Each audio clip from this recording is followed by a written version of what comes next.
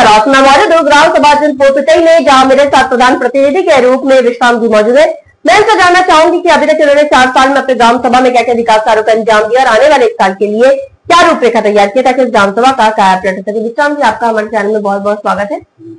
Thank you so much. आपने अभी तक 4 साल में अपने ग्राम सभा में क्या क्या विकास कार्य करवाया है? मैंने अपने ग्राम पंचायतों में इंटरलॉकिंग का काम कराया है।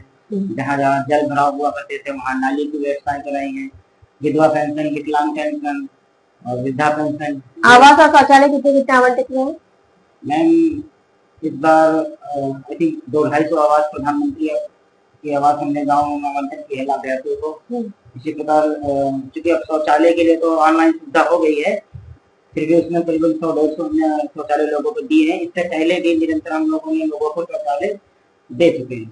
स्वच्छ भारत मिशन में आपकी क्या राय है? स्वच्छ भारत से स्वस्थ भारत, स्वच्छता को लेकर आप अपने ग्राम सभा में क्या क्या काम करवा रहे हैं? हाँ मैम, मैं बीच में स्वच्छ भारत के तहत हम लोग गांव में नालियां सफा करवाते थे, ब्लीचिंग लगवाते रहते हैं, सफाइयां करवाते रहते हैं। रोड की भी और प्लस नालियों की भी दवा का छिड़काव होता रहता है। ओडिया पे आपकी ग्राम सभा हो चुकी है, आरआरडी सेंटर वगैरह बन चुका, कूड़ा गाड़ी आ चुकी है। जी मैम। आपकी ग्राम सभा जो सर्वे हुआ, बहुत जनता से मुखातिब है, जिनका कहना था कि कुछ जगह जैसे कूड़ा पूरे घर तक नहीं पहुंच पा रहा है, इसका निवारण आप कब तक करवा देंगे?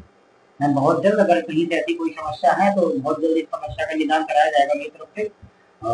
बाकी मैं पूरी कोशिश कर रहा हूँ अपनी तरफ से कि ऐसी कोई समस्या लोगों को ना हो मेरे द्वारा या ग्राम पंचायत के द्वारा। स्वास्थ्य की मैं बात करूँ तो हमारे उप मुख्यमंत्री ब्रजेश पाठक जी स्वास्थ्य मंत्री है, स्वास्थ्य के प्रति काफी जागरूक भी है। तो आपने कोई स्वास्थ्य को बेहतर बनाने के लिए कोई पैरामीटर तैयार किया अपनी ग्राम सभा में? एक्चुअली हाँ मैम, कह सकते हैं। हमारे बगल की ग्राम पंचायत है एक सतियाओं, वहाँ पे हमारे यहाँ एक सामुदायिक स्वास्थ्य केंद्र बना हुआ भी है। क्योंकि हमारे जो मुख्यालय है यहाँ से मुख्यालय से काफी दूर है, लोगों को कठिनाइयाँ होती है। और यहाँ तक कि मैं अपनी पर्सनल गाड़ी को एम्बुलेंस बना के रखता हूँ। पता चला। कोटेदार लेखपाल से आप कितने संतुष्ट हैं? मैम, जहाँ तक मैं देख रहा हूँ, क्योंकि अभी तक ऐसी कोई शिकायत नहीं आई है लोगों के द्वारा। बायोमेट्रिक सिस्टम हो गया तो सब लोगों को उनका पूरा अनाज मिल रहा है, कहीं से कोई चोरी की जैसी कोई विकल्प नहीं होता है। सरकार के 19 बिंदु पर मैं बात करती हूँ, 19 बिंदु पर कितने काम आपके हो चुके हैं? क्योंकि सचिवालय मैं देख रही हूँ बहुत अच्छा आपने बनाया है, और बाकी सब पर आप कितने काम करवा चुके हैं? मैं देखिए कि शौचालय बना, वो सामुदायिक शौचालय बना हुआ है, आरआरसी सेंटर बना ही हुआ है, और पानी टंकी जो आंगनबाड़ी केंद्र वगैरह, हाँ उसमें भी काम की प्रोसेसिंग में काम चल रहा है वर्तमान में। अब विद्यालयों का कायाकल्प वगैरह हो चुका है? सॉरी मैम, विद्यालयों का कायाकल्प?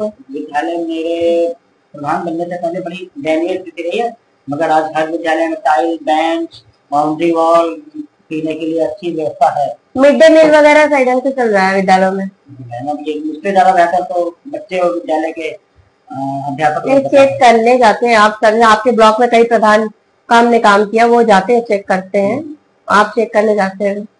मैं तो मैम बीच में अक्सर जाता रहता हूँ, क्योंकि मेरे सारे विद्यालय जो है रोड से ही लगे हुए हैं, तो मैं अक्सर आता रहता हूँ। आपका कोई सपना है, ड्रीम प्रोजेक्ट जो अपने ग्राम सभा के लिए करना चाहते हैं? क्योंकि 2 बार से आप प्रधान है, जनता का प्यार आपको मिला है, तो आपका कोई सपना अधूरा रह गया जिसे आप पूरा करना चाहते हैं?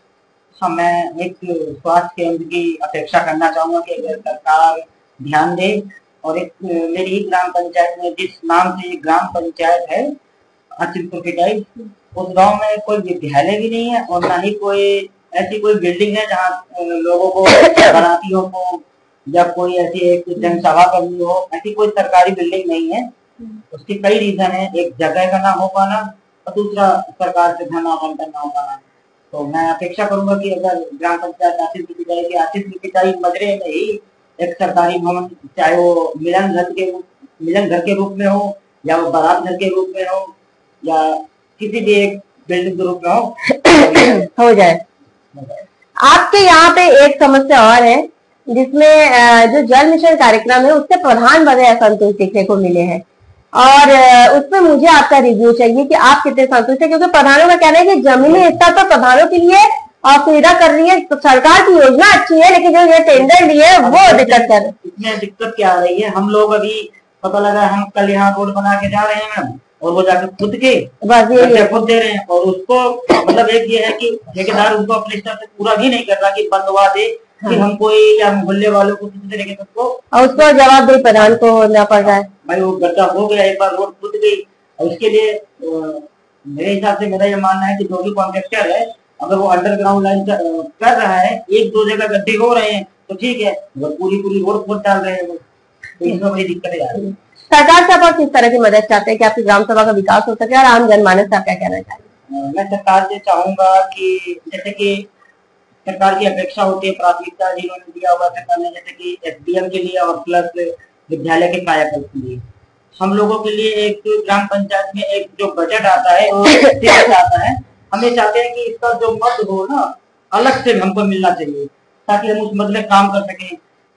उसी बजट चाहते हैं, अलग से बजट चाहते हैं। हाँ, उसके लिए मैं अलग से बजट, जो 30% की आप कटौती हो रही है उससे आप असंतुष्ट? हमारे ग्राम पहले हम लोगों को मतलब ग्राम पंचायतों में होता था पूरा उनको मिलता था, अब इसमें से 30% क्षेत्र पंचायत और जिला पंचायत में चला गया है, तो बजट का जो एक वो था और कम हो गया है, तो काम उतने ही है, तो स्वाभाविक है दिक्कत आनी है।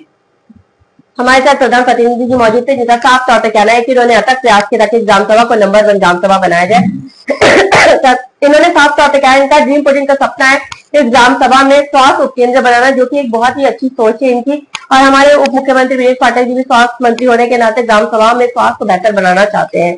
जब हम ग्राम सभा में सर्वे किए थे, बहुत सी जनता हमसे मुखातिब हुए थे, जिनका कहना है कि कुछ जगह जैसे नाली की समस्या, जिस पर हमने आपसे वादा किया था, गाँव की कहानी प्रधान की जुबानी आप तक ले आएंगे, प्रधान की समस्याओं से भी आपको रूबरू कराएंगे ताकि आप इनको वक्त दें। इनके पास अभी भी लगभग 1 साल का वक्त है। जैसे जैसे बजट आएगा अपने ग्राम के विकास के लिए प्रधान प्रतिनिधि जी वैसे ही तत्परता के साथ काम करते रहेंगे और हमें उम्मीद है प्रधान जी आप ग्रामवासी की समस्याओं को इसी तरह न केवल सुनेंगे, उसका निवारण भी करेंगे। बिल्कुल मैम, करते हैं और करते रहेंगे, जब तक जनता मुझे सेवा का मौका देगी तब तक मैं उनके लिए करता हूँ।